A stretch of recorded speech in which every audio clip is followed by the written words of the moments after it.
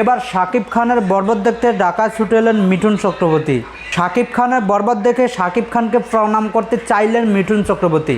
এদিকে শাকিব খান কৃতজ্ঞতা প্রকাশ করলেন মিঠুন চক্রবর্তীর কাছে। প্রিয় দর্শক, আজকের ভিডিওটি না টেনে সম্পূর্ণ ভিডিওটি দেখতে থাকুন। শাকিব খানের বরবাদ মুভি ঈদে মুক্তি পেয়েছেন।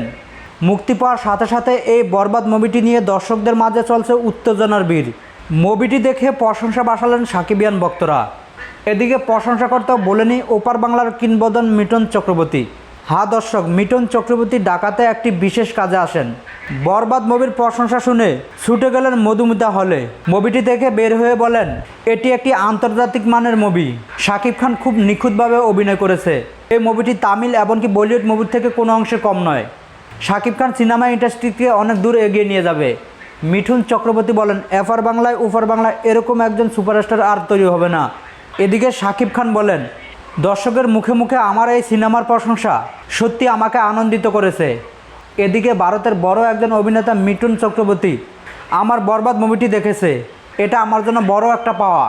সবাই আমার জন্য দোয়া করবেন, আমি যাতে সামনের দিকে আরও ভালো ভালো মুভি উপহার দিতে পারি আপনাদেরকে। দর্শক, মিঠুন চক্রবর্তীর এরকম প্রশংসা আসলে আমাদের সিনেমা ইন্ডাস্ট্রিতে একটি বড় গর্বের বিষয়। আপনি এটা কিভাবে দেখছেন?